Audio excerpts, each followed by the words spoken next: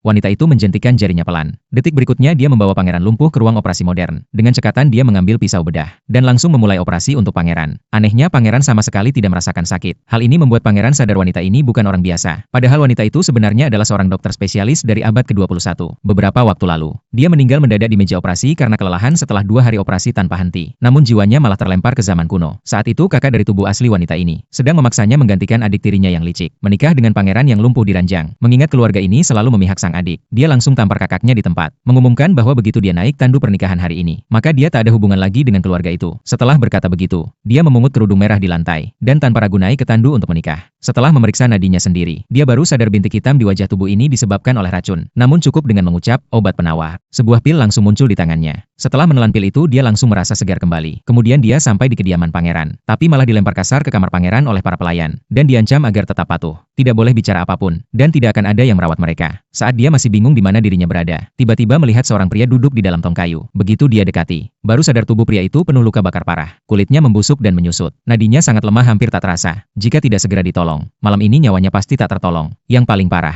orang di rumah ini justru merendam tubuhnya dalam air es. Bahkan tempat tidurnya dilapisi es tebal. Dia pun segera memindahkan pangeran dari air, memerintahkan pelayan mencopot semua es, dan mengganti kasur dengan yang hangat. Kalau tidak, dia akan hancurkan tempat tidur itu. Bibi pelayan bersikeras bilang pangeran kena racun api. Harus disembuhkan dengan air dingin. Wanita itu langsung membantah. Luka bakar bukan berarti terkena racun api. Berbaring lama di atas es hanya akan mempercepat kematian pangeran. Tiba-tiba pangeran terjatuh ke lantai karena lemah. Dia langsung periksa nadinya. Setelah sadar situasinya kritis, dia segera bawa pangeran masuk ke ruang medis dalam ruang penyimpan pribadinya. Setelah diperiksa menyeluruh, dia temukan bagian bawah tubuh pangeran sudah mengecil dan penuh jaringan busuk. Dia pun langsung ambil pisau bedah, mulai bersihkan semua jaringan yang mati. Setelah perawatan semalaman, akhirnya napas pangeran mulai stabil. Begitu pangeran bangun, wanita itu memberitahu kalau dirinya adalah istri sah pangeran. Pangeran merasa tak adil memaksanya menikah dengan orang lumpuh, lalu berjanji jika dia mati nanti, akan menulis surat cerai agar sang wanita bebas. Namun wanita itu tersenyum, bilang selama dia masih hidup, pangeran tidak akan mati. Pangeran mengira itu hanya penghiburan. Wanita itu tak tahan melihat dia pasrah, langsung menegaskan bahwa orang yang menyakitinya belum mati, jadi dia tak boleh menyerah sekarang. Saat itu pelayan datang membawa makanan siang. Melihat semangkuk bubur encer yang bisa dibuat ngaca, dia langsung marah. Memerintahkan pelayan menyiapkan makanan bergizi. Karena takut mereka malas, dia memutuskan mencari bahan makanan sendiri. Namun baru keluar kamar, dia bertabrakan dengan pengawal pangeran. Dia dingin berkata mulai hari ini, semua es harus dibuang. Pangeran tidak perlu benda dingin itu lagi. Pengawal malah sombong dan mengancam wanita itu, menyuruhnya minggir, bahkan langsung menyerang. Namun wanita itu dengan mudah menghindar, dan langsung balas dengan 3 jarum perak. Saat pengawal itu berhasil menghindar dan merasa menang, tiba-tiba rasa sakit luar biasa menyerangnya. Begitu dia lihat ke bawah, sudah ada belati tertancap dalam di pahanya.